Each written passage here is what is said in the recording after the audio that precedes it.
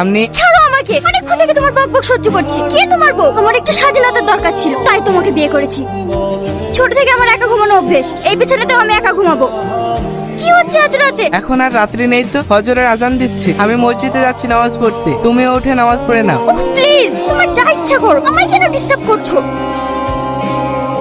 দাঁড়াও মাহি, আবার কি হলো? তুমি যে পোশাকটা পরে বাইরে যাচ্ছ এটা ইসলামে পড়া নিষেধ আছে। এখন আমি কি পরবো সেটা তুমি ডিসাইড করবে। আমি না, আল্লাহ রসুল নিজে বলেছে কোনো মেয়ে ছেলেদের মতো পোশাক পরতে পারবে না। একটা ছেলেই জানে অন্য ছেলেরা মেয়েদের দেখে কি নজরে। সর ম্যাডাম, আবার ভুলে গেছে। ভুল হয়ে গেছে? তোর কোটে মাসের মাইনে দিলেও না এই ফোনের ডিসপ্লের টাকাও হবে না। তোদের মতো ছোট লোক দিচ্ছে কেন এই রেস্টুরেন্টে রাখে সেটাই বুঝতে পারি না। চলো শাহিন। ওরা কারা মা? তোকে বিয়ের জন্য দেখতে এসেছে। কিন্তু আব্বু তো আমাকে কিছুই বলেনি। তোকে আবার কি বলবে? আমি এখন বিয়ে করতে পারবো না। পাগলামি করিসনি, তুই তোর আপুকে ভালো মতোই চিনিস। তাড়াতাড়ি রেডি হইলে। কি নাম মা তোমার? মাহি খাতুন। বাহ, খুব মিষ্টি মেয়ে। আর কিছু জানার থাকলে জিজ্ঞেস করেন। নানার আবার কি থাকবে, আমারই তো বন্ধুর মেয়ে। যাও মা, ঘরে যাও। মাহি কোথায়? ওকে দেখতে পাচ্ছিনি। ঘরে মন খারাপ করে বসে আছে। কেন? ওকে না জানিয়ে ছেলে পক্ষে দেখতে এসেছে, সেই জন্য। এতে আবার মন খারাপ করা কি আছে?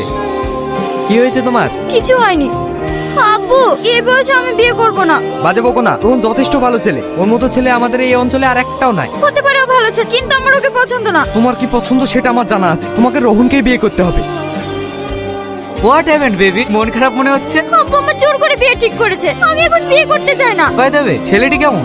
আস্তে একটা মুলবি, মুখে বড় বড় দাড়ি, মাথা সবসময় টুপি পরে থাকে। সিরিয়াসলি? তুমি বিয়েটা করে ফেল। কি?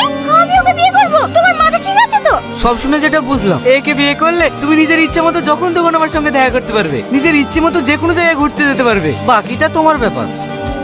আব্বু, আমি ওই ছেলেকে বিয়ে করতে রাজি। সত্যি মা? হ্যাঁ আব্বু, তোমরা বিয়ের ব্যবস্থা করো।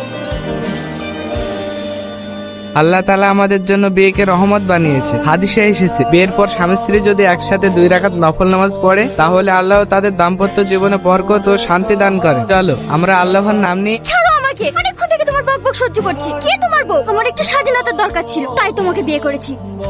ছোট থেকে আমার একা ঘুমানো অভ্যেস, এই বিছানাতেও আমি একা ঘুমাবো। কি হচ্ছে এত রাতে? এখন আর রাত্রি নেই তো, ফজরের আজান দিচ্ছি। আমি মসজিদে যাচ্ছি নামাজ পড়তে, তুমিও উঠে নামাজ পড়ে নাও। ওহ প্লিজ, তোমার যা ইচ্ছা করো, আমায় কেন ডিস্টার্ব করছো? দাঁড়াও মাহি, আবার কি হলো? তুমি যে পোশাকটা পরে বাইরে যাচ্ছ এটা ইসলামে পড়া নিষেধ আছে। এখন আমি কি পরবো সেটা তুমি ডিসাইড করবে। আমি না, আল্লাহ রসুল নিজে বলেছে কোনো মেয়ে ছেলেদের মতো পোশাক পরতে পারবে না। একটা ছেলেই জানে অন্য ছেলেরা মেয়েদের দেখে কি নজরে তাকায়। এত অত্যাচার আর ভালো লাগে না।